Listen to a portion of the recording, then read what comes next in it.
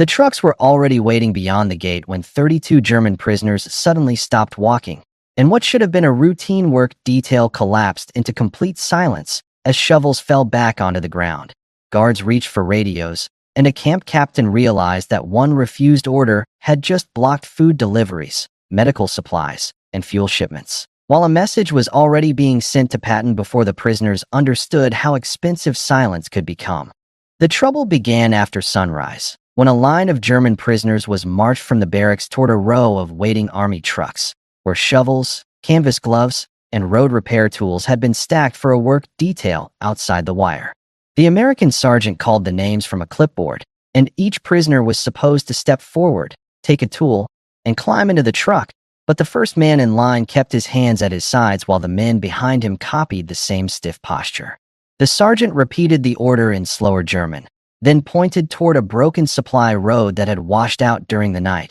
because the camp needed that road opened before fuel, bread, and medical crates could reach the storage shed. A camp interpreter hurried from the office and explained that the work was legal, ordinary, and guarded. Yet a former German corporal answered for the line by saying that prisoners of the Wehrmacht would not repair roads for an enemy army. The guards shifted around the trucks, but no rifles were raised, because the captain in charge wanted the refusal handled without panic, and he ordered the prisoners back into formation rather than turning the yard into a shouting match. When the prisoners were counted again, 32 men still refused the detail, while another group of Germans stood apart near the barracks, ready to work but afraid that crossing the line would mark them as traitors in their own camp. The captain tried a practical warning first, and he told them that no work detail meant no truck movement, no extra bread delivery, and no afternoon mail distribution, because the blocked road had already delayed everything connected to the camp.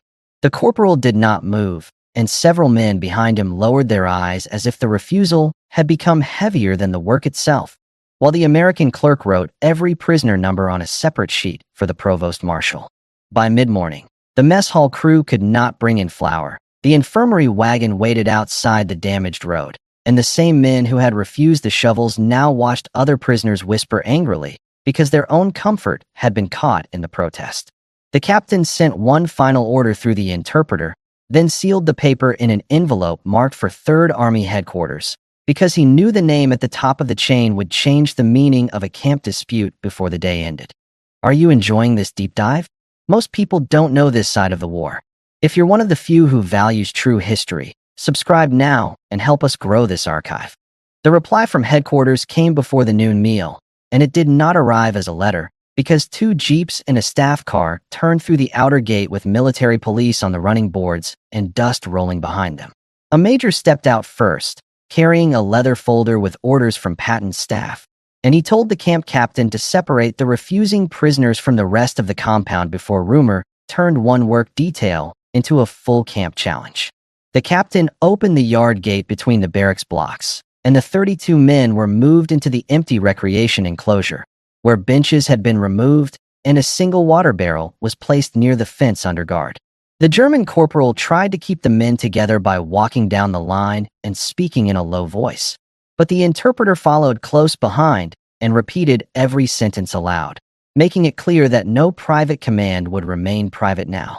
The major then ordered the loyal work volunteers to board the trucks first, and the road crew left the compound under guard while the refusing men watched other prisoners take the tools they had rejected and disappear beyond the gate. That movement changed the camp more than any threat, because kitchen prisoners began blaming the holdouts for the missing supplies. Clerks demanded the delayed mail sacks, and the infirmary orderly asked why medicine should wait, because one corporal wanted a stage. The major did not punish them at once, but he canceled the afternoon canteen line for the separated enclosure, removed the soccer ball from the recreation shed, and ordered the prisoner spokesman from other barracks to meet him in the camp office. Inside the office, the spokesmen were shown the written order, the road report, and the list of numbered prisoners, and each man was told that discipline inside the wire would now be judged by whether the prisoners could control their own ranks. Outside, the corporal realized that his refusal was no longer aimed only at Americans,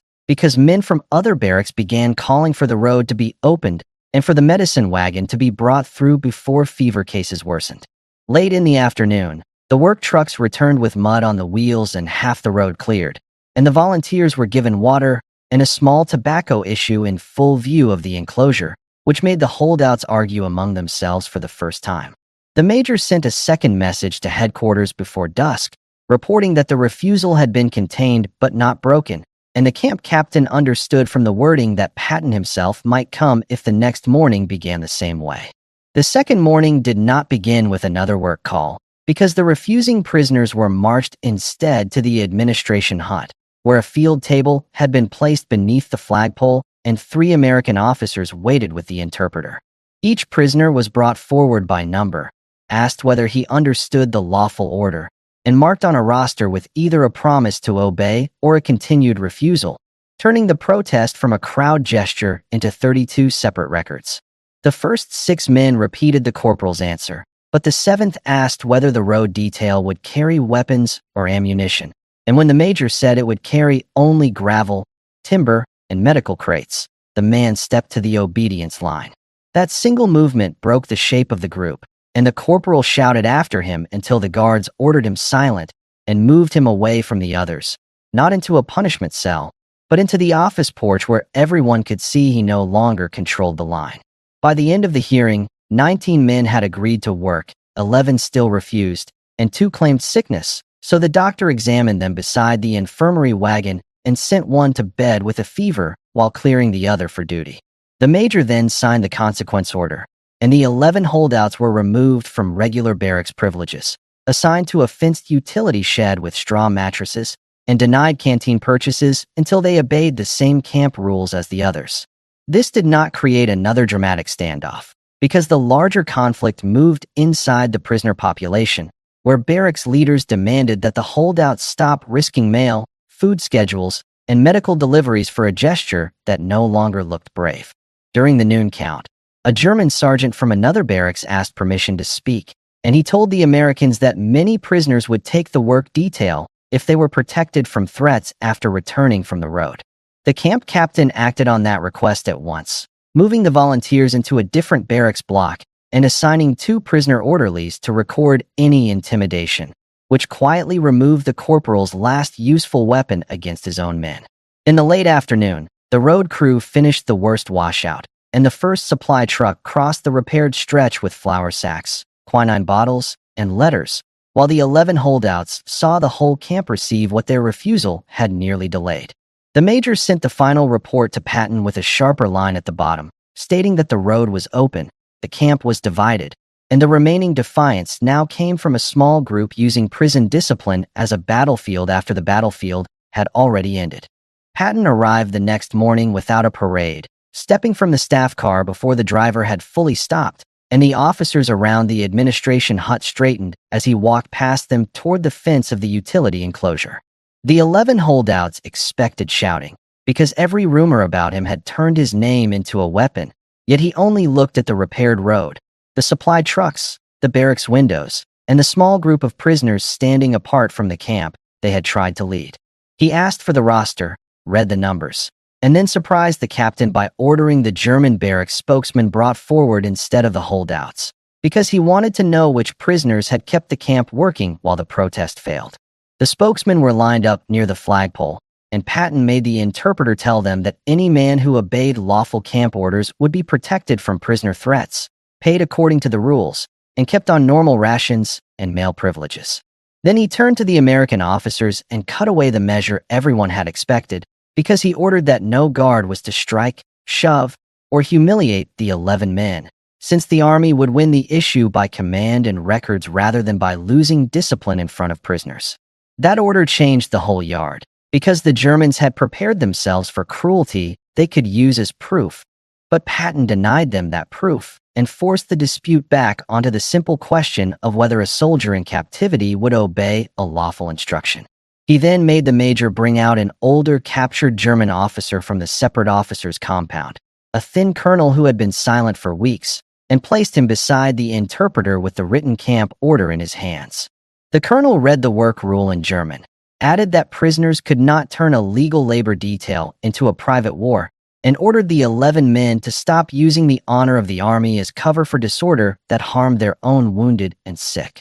The corporal tried to interrupt, but Patton raised one gloved hand toward the American guards and kept them still, allowing the German colonel to finish without making the Americans appear afraid of a prisoner's voice. When the colonel stepped away, 5 holdouts crossed to the obedience line, and Patton did not congratulate them or look pleased, because he only told the clerk to change their records and send them back to regular barracks under protection. The reversal landed hardest on the corporal, who had expected an American threat and instead received a German command, a written record, and the sight of his own men leaving him without a dramatic scene to hide behind. That night, the final break came from inside the German barracks, not from the American fence, when one of the 5 returned volunteers woke to find his blanket dragged from his bunk and his work gloves nailed to the wall with a kitchen knife. The barracks leader pulled the knife free before the guards entered, but the damage had already been seen by 2 orderlies, and their written statements reached the camp office before the morning count was finished. The captain did not call another work order because the problem had changed again, and he treated the knife as an assault threat inside the prisoner population rather than a protest against the Americans. Military police searched the barracks in sections, emptying straw mattresses, footlockers, and coat pockets onto long tables, while German spokesmen stood nearby to witness the search and prevent claims that evidence had been planted. Behind a loose board near the washroom, a guard found a folded paper with 6 prisoner numbers, including the volunteer whose gloves had been nailed up, and beside it lay a sharpened spoon handle wrapped in cloth. The corporal denied owning the paper, but one of the remaining holdouts pointed to the utility shed and said the list had been passed around after dark, because the corporal wanted the volunteers marked before they could return to the work crews. Patton's earlier order now gave the captain a clean path, because there was no beating, no public spectacle, and when the last road crew came back at dusk, the captain crossed the corporal's old number from the camp board, closed the ledger, and left an empty space where the loudest man in the compound had once stood. Final check. Hook 445 characters. Chapters 2,000 to 3,000 characters each. Conclusion 530 characters. Chapter 4 contains the major reversal, and Chapter 5 contains the irreversible transfer event. Thank you for spending this time here. If these quiet, true World War II stories matter to you, subscribing helps this channel continue. No bargaining, only signed statements, numbered evidence, and a transfer form for prisoners who had threatened camp order from within. The corporal and 2 accomplices were placed in a guarded truck before noon, with their names removed from the regular compound rolls and entered for transfer to a stricter enclosure where they would have no barracks following to command. As the truck waited by the gate, the older German colonel walked past the prisoners without saluting, handed the captain a note naming a new barracks spokesman, and returned to his compound without looking toward the men being taken away. The 6 remaining holdouts watched the gate close behind the truck, then signed the obedience roster in the office one at a time, because the camp had changed beyond repair and no one could pretend the old line still existed. By evening, the work detail formed without speeches. The repaired road carried another supply wagon through the gate, and the volunteer whose gloves had been nailed to the wall received a new pair from the quartermaster before stepping into the truck. The next morning, the yard did not return to normal all at once, but the count moved on time. The trucks rolled through the repaired gate, and the prisoner barracks accepted the new spokesman without a challenge. Patton had not given the holdouts the storm they expected, and that became the part no one forgot.